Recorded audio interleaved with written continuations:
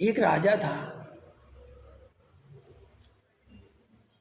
एक बार वो जा रहा था। ये उस समय की कहानी है जब जूते चप्पल नहीं चलते थे।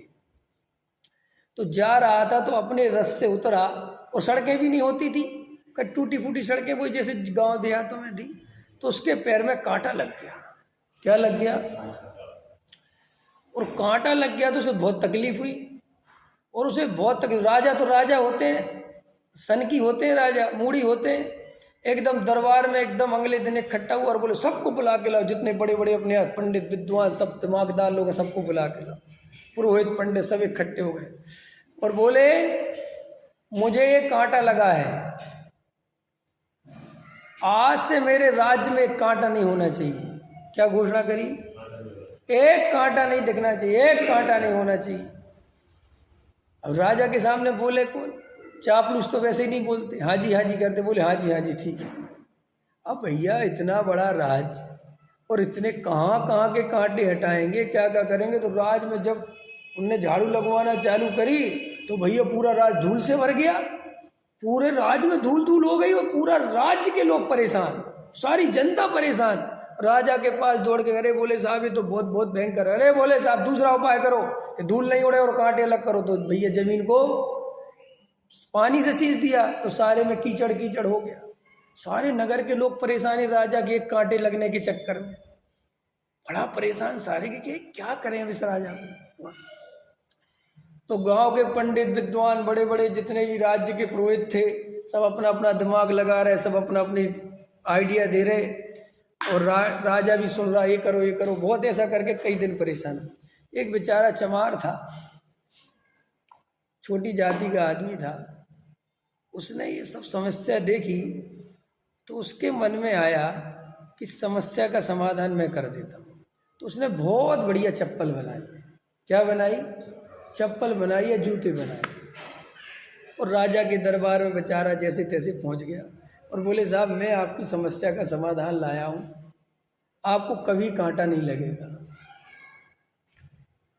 तो एकदम पंडित विद्वान पुरोहित, तू हम लोगों के सामने तू बताएगा समस्या का समाधान? अनपढ़ गवार, ख्याल में ना, तू बताएगा? उसने कहा महाराज एक मौका दे दो, लेकिन भैया छोटी जाति का आदमी और तू हमारे सामने खड़ा हो जाए, ऐसा हो सकता है? तो उस बेचारे की बहुत बेइज्जती करी, बहुत उसको गाली बकी। अब लेकिन राजा देख रहा था। राजा ने कहा ठीक है कोई बात नहीं, एक बार देख तो लेने दो क्या कह रहा है। तो उसने कहा बताओ क्या कह रहा है। तो उसने अपने थैले में से वो चप्पल निकाली, खड़ाऊ निकाली, जो भी थी, ये पहन लो आप पैरों में, और आप इसको पहन लो और आप पूरे नगर में घूमाओ, कांटे कितने ही हो आपको कांटा वाटा। राजा बड़ा प्रसन्न हुआ। राजा ने कहा वाह। लेकिन उसकी प्रसन्नता उन मंत्रियों ने रहने नहीं दी, क्योंकि वो मंत्री जो थे वो ये बात स्वीकार नहीं कर सकते थे अपने अहंकार के कारण कि मेरे रहते हुए कोई बात सबको जमी लेकिन जमने किसी ने नहीं।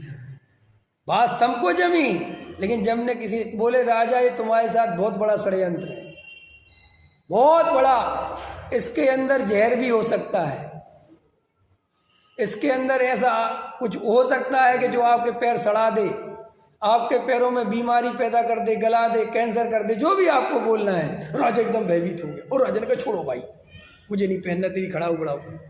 ख्याल में है कि नहीं आया? कहानी तो यहीं पूरी होती है। ये कहानी असलियत नहीं है, नकली है, लेकिन मैं इसमें असली कहना चाहता हूँ वो ये है कि धर्म बिल्कुल ऐसा ही है, बिल्कुल सरल, बिल्कुल सहज। वो हमारा जीवन है, वो हमारा स्वयं का जीवन ही धर्म है। हम स्वयं धर्म हैं। वस्तु स्वभावो धम्मो, मेरा स्वभाव ही ज्ञान दर्शन में ही है। मैं स्वयं धर्म हूँ, लेकिन इतना आसान धर्म किसी को नहीं चाहिए। सबको कठिन धर्म चाहिए, कठिन से कठिन, जिसको सुलझाने में हजारों पंडित लगे रहे, जिस पे बड़े बड़े विवाद चले, बड़ी बड़ी गोष्ठियाँ चलें, बड़े बड़े तर्क, बड़ी बड़ी युक्तियाँ, बड़े बड़े आगम, बड़े बड़े रेफरेंस, बड़े बड़े प्रमाण, बड़े बड़े गोष्ठियों के आधार से चर्चा चल रही है। आत्मा में ऐसी शक्तियाँ, ऐसे अविभागी प्रतिषेध हैं, ये है वो, चल रहे हैं, बड़े बड़े चल रहे हैं साहब, चल रहे हैं कि साहब ये तो केवल ज्ञान के विषय है, लेकिन होने चाहिए। इससे अपने को केवल ज्ञान की महिमा आती है। कैसे महिमा आती है केवल ज्ञान की?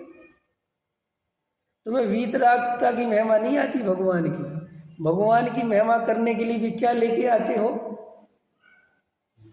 केवल ज्ञान। माने अगर भगवान को केवल ज्ञान नहीं हो तो फिर भगवान कोई काम की नहीं है। अच्छा बताओ, भगवान केवल ज्ञान से सुखी होते कि वीतरागता से? बोलो जल्दी, हाँ या ना? वीतरागता से। तो कीमत किसकी है? और केवल ज्ञान की तो वैसे भी कोई कीमत नहीं है, घबराना नहीं। क्यों नहीं है? क्योंकि केवल ज्ञान से थोड़ी उनने आत्मा जाना था। केवल ज्ञान तो बाद में मिला। आत्मा का रस तो पहले पी लिया, सुखी तो वो पहले हो गए। माने केवल ज्ञान से कोई सुख थोड़ी बढ़ गया उनका। तो भाई सुख का आधार ही नहीं है वो। सुख का आधार तो वो अपना स्वयं का त्रिकाली ध्रुव भगवान आत्मा है। लेकिन हम केवल ज्ञान की महिमा करने के लिए बारीक से बारीक बातें, बड़े बड़े ग्रंथ पढ़ते हैं कि देखो केवल ज्ञान, देखो केवल ज्ञान। अरे भाई देखो वीतरागता। क्या देखनी चाहिए? देखो जिनेंद्र भगवान को कि सारा लोकालोक उनके ज्ञान में झलकता है, फिर भी वे पर पदार्थों से न राग करते, न द्वेष करते, न प्रभावित होते हैं। और हम कैसे अज्ञानी मूर्ख हैं कि हमारे ज्ञान में जरा सी चीजें झलकती हैं और हम राग द्वेष करे बिना नहीं रहते। धन्यता तो इस बात की है। तो देखो, मैं आपको विश्वास और श्रद्धा समझा रहा हूँ। विश्वास दो कौड़ी का है। जो शास्त्रों से लोगों के समझाने से जो पैदा हो जाता है वो विश्वास कहलाता है। तो मैं नमक का उदाहरण दे रहा था आपको कि नमक कैसा होता है? खारा। ये आपको विश्वास है क्या? क्या अनुभव है? अरे बोलो। और जिस चीज का विश्वास होता है वो 2 मिनट में बदल जाता है। जैसे देखो, उदाहरण के लिए आपने मान के चलो कभी नमक नहीं चखा। जैसे हमारा ही समझ लो छोटा बेटा है, अब वो करेला नहीं खाया उसने, तो मैंने करेला के गीत गाए कि करेला बहुत अच्छा होता है, करेले में बहुत अच्छे विटामिन होते हैं, बहुत बढ़िया होता है बेटा। अच्छा पापा बहुत अच्छा होता है? हाँ खाना चाहिए, बहुत बढ़िया लगता है। अब उसका तो अभी कुछ तो अनुभव है नहीं, अभी करेला मिला नहीं, तो क्या कहने लगा? ठीक है पापा करेला खाऊंगा मैं तो, करेला खाऊंगा मैं तो। एक दिन मैंने करेला ला के दे दिया। अथवा दूसरा समझो, मैंने तो समझाया करेला के बारे में पॉजिटिव और मेरी पत्नी ने समझा दिया नेगेटिव।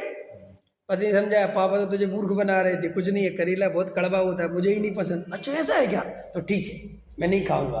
अब उसके खाने और नहीं खाने की क्या वैल्यू है? नहीं समझ में आया।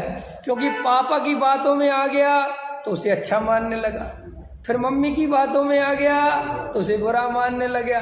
लेकिन मैं कहता हूँ उसने खुद खा लिया एक दिन, अब क्या करेंगे पापा और क्या करेंगी मम्मी? अब तो उसके अनुभव में आ गया। अब पापा समझाए कि बेटा करेला अच्छा है, बहुत बढ़िया है, बहुत अच्छा लगता है। अगर उसे अच्छा लगा होगा तो कहेगा एकदम सही कहते हो, ठीक मैंने देखा ऐसे ही है। फिर वो मम्मी की बात को उठा के फेंक दे। और अगर उसे करेला बुरा लगा होगा तो फिर वो पापा से कहेगा बकवास बंद करो अपनी। तो हमने सब देख लिया क्या क्या है, ख्याल में है ना। तो ऐसे ही जब तुम्हें आत्मा का अनुभव आएगा स्वयं से, तब तुम ज्ञानियों को नमस्कार कर सकते हो। उसके पहले ज्ञानियों को नमस्कार करने की कोई विधि नहीं है।